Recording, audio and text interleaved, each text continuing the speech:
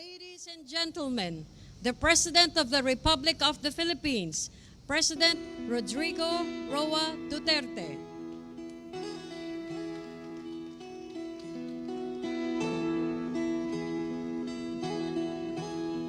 Ikaw ang Pangulo para sa pagbabago. Sawa na ang bayan ko sa magnanakaw na tao.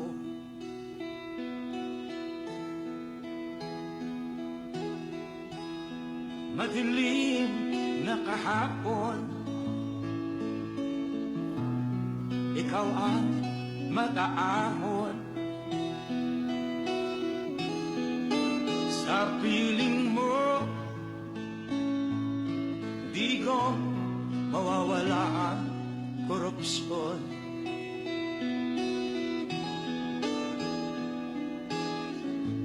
Once again, ladies and gentlemen, the President of the Philippines, President Rodrigo Roa Duterte.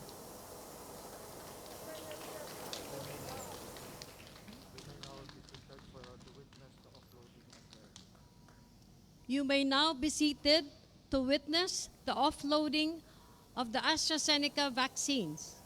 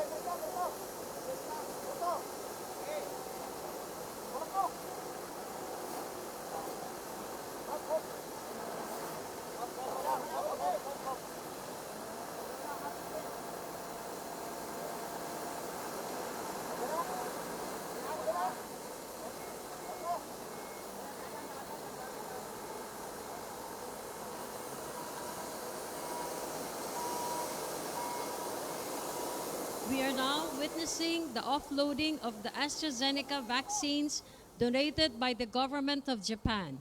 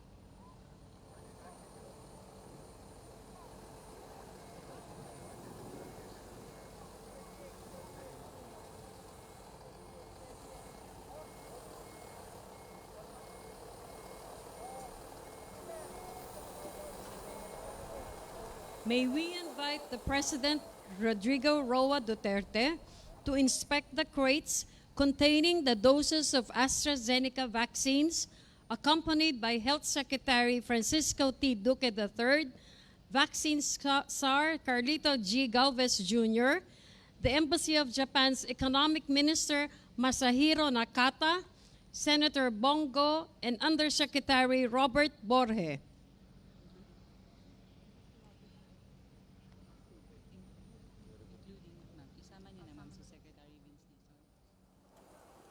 Together with the group is the Deputy Implementer Secretary Vince Dizon.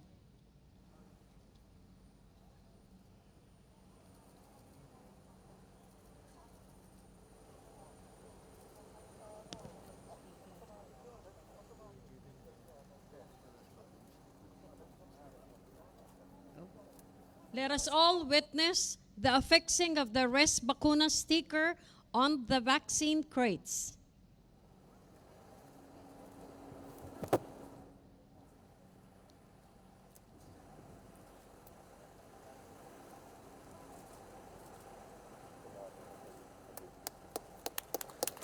Thank you very much, Mr. President. A warm round of applause, please.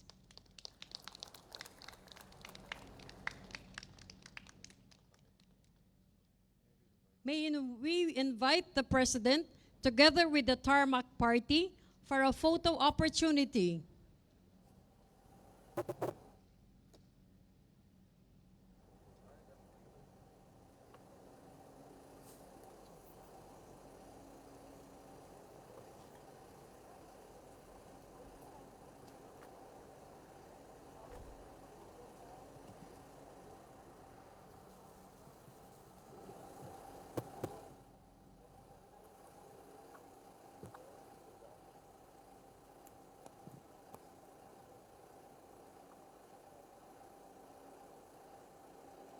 At this point, may we invite the President on stage for the ceremonial turnover of the AstraZeneca vials, accompanied by Health Secretary Francisco T. Duque III,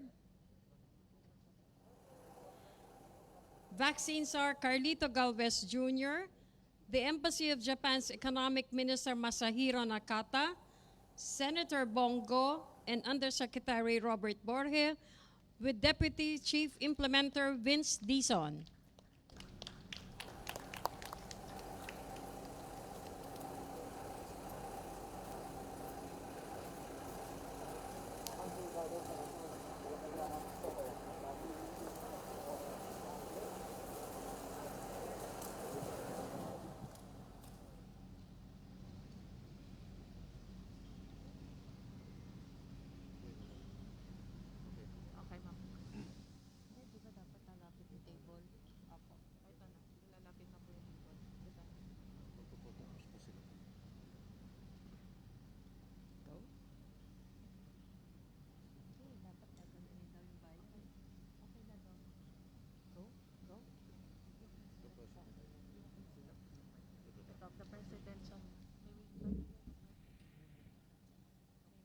May we invite again the President to inspect the vials.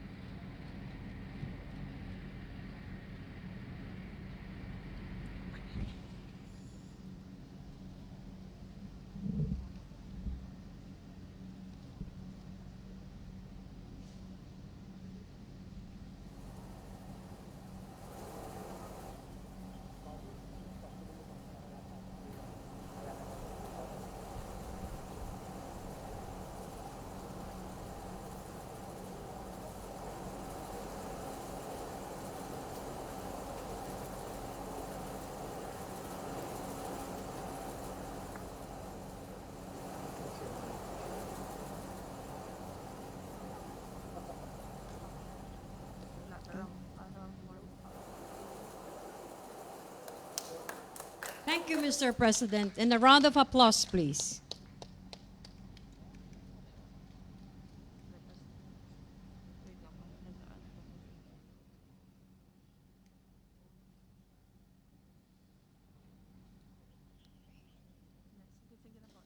Let us now be seated.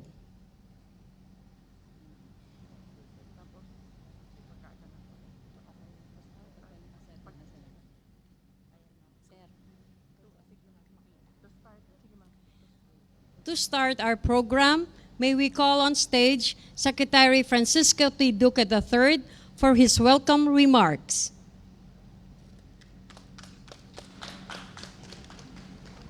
Thank you very much.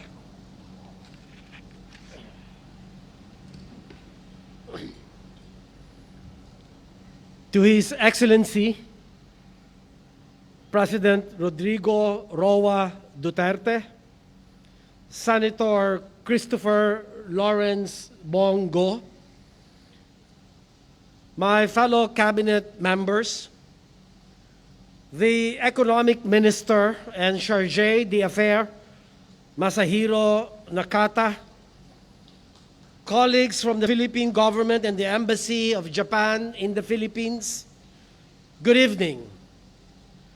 In behalf of the Department of Health and the Interagency Task Force for the Management of Emerging Infectious Diseases, or the ATF-EID of the Philippines, I extend my warmest greetings to everyone as we welcome the arrival of the 1,124,100 doses of AstraZeneca COVID-19 vaccines generously given by the government of Japan. Our gratitude for Japan's unwavering and long-standing support is endless. We are particularly grateful for the support to the Philippines through this pandemic, from the donation of PPEs and medicines, to the provision of service vehicles, and to the provision of grants to support the country's COVID-19 vaccination program and the cold chain management system. The strong partnership in health between Japan and the Philippines, as exemplified in our memorandum of cooperation and ongoing development projects, paved the road for us to witness here today another important milestone in the long and fruitful history of Philippine-Japan relations. We also would like to extend our gratitude to the Embassy of Japan in the Philippines, to all Nippon Airways, Yusen Logistics, AstraZeneca Philippines, and other partners for the invaluable assistance in making this happen. These vaccines are indeed a welcome addition to our arsenal to reinforce our ongoing efforts to respond to the ever-evolving COVID-19 threat. And through this, we can further expand our vaccination program in order to reach more vulnerable sectors of the population, contributing to our common goal of preventing further mutations of the virus and ending COVID-19 globally. Truly, this gesture of solidarity by Japan reflects our common efforts of building global communities and brings us one step closer to our shared aspiration to win this fight against COVID-19. As it has been said, no one is safe until everyone is safe. Indeed, we look forward to defeating this virus together. Once again, thank you very much and mabuhay. Thank you, Secretary Duque. At this point, may we invite the Embassy of Japan's Economic Minister, Masahiro Nakata, to deliver a message on behalf of Ambassador Kazuhiko Koshikawa.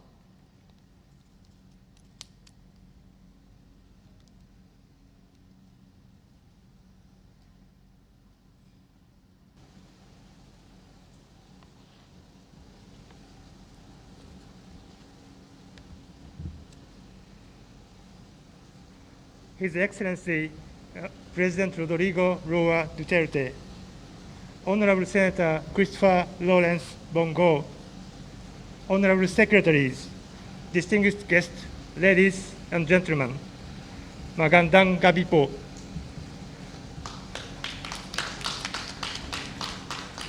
I'm honored to join you tonight as Minister of the Embassy of Japan. Allow me to convey the message of Prime Minister of Japan, Suga Yoshihide, on behalf of Ambassador Koshikawa, who is currently undergoing the required quarantine procedure.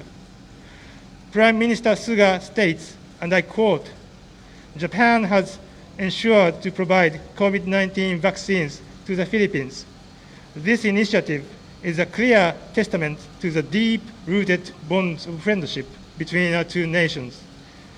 As we commemorate this year the 65th anniversary of the normalization of Japan-Philippines diplomatic relations and the 10th anniversary of our strategic partnership, Japan will work to surpass the unprecedented challenges brought about by the COVID-19 pandemic in unison with the Philippines, a true friend closer than a brother," unquote. Our sincerest thanks go to the member of the Office of the President, Department of Foreign Affairs, Department of Finance, Department of Health, and Office of Presidential Advisor on the peace process. They literally worked 24/7 to make this happen at the soonest possible time. Japan will make every effort alongside the Philippines to rise above the COVID-19 crisis. In closing, I'd like to reiterate what Prime Minister Suga said. "Gagawin namin ang lahat ng aming makakaya upang malampasan ang mga pagsubok na dala ng pandemya kasama ang Pilipinas." I thank you very much. Maraming salamat po. Thank you, Mr. Masahiro Makata. At this juncture, may we call on stage Vaccine Czar Carlito G. Galvez Jr. to introduce our guest of honor. Ladies and gentlemen, it is my distinct honor and privilege to introduce to you the President of the Republic of the Philippines, President Rodrigo Roa Duterte.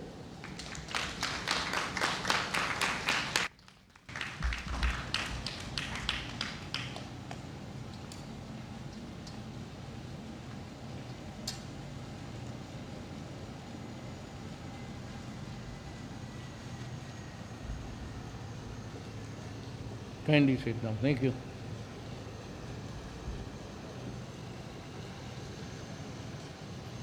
Health Secretary Francisco Duque III, National Task Force Chief Implementer and Vaccine Czar Secretary Carlito Galvez Jr., the Embassy of Japan, represented by Economic Minister Masahiro Nakata, Senator Bongo, Chairperson, Senate Committee on Health, National Task Force Deputy Chief Implementer, Secretary Vicencio Dizon, Presidential Assistant on Foreign Affairs, Robert Borge, other distinguished guests, fellow workers in government, ladies and gentlemen.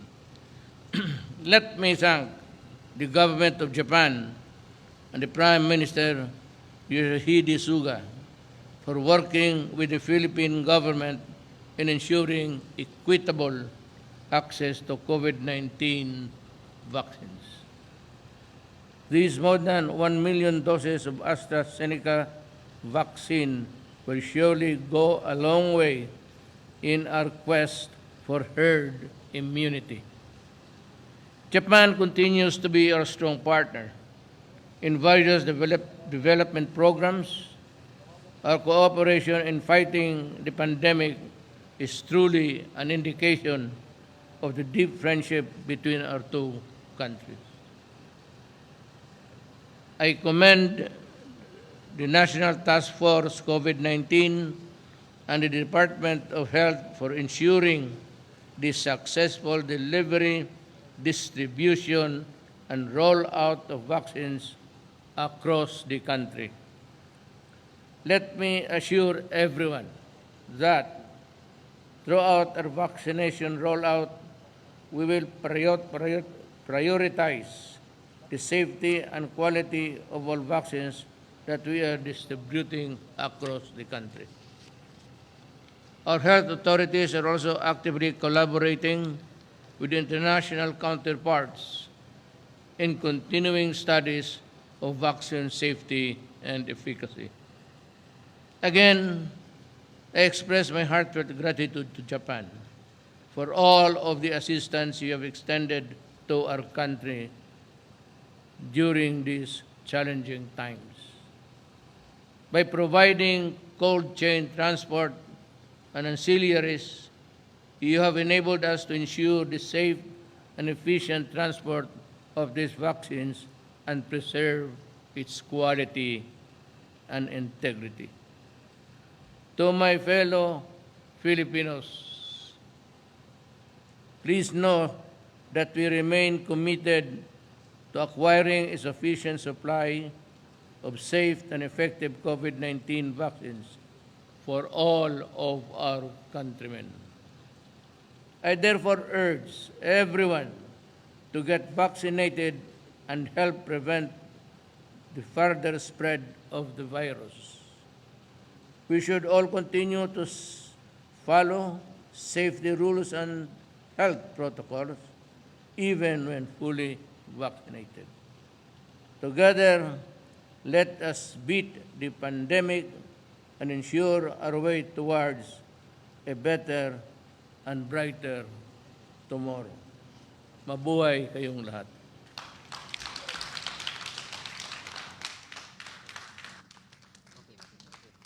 Thank you, Mr. President.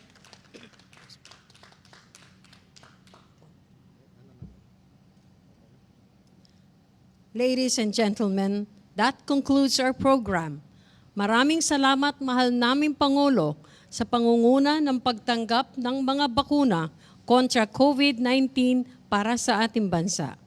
Again, ladies and gentlemen, the President of the Philippines, President Rodrigo Roa Duterte.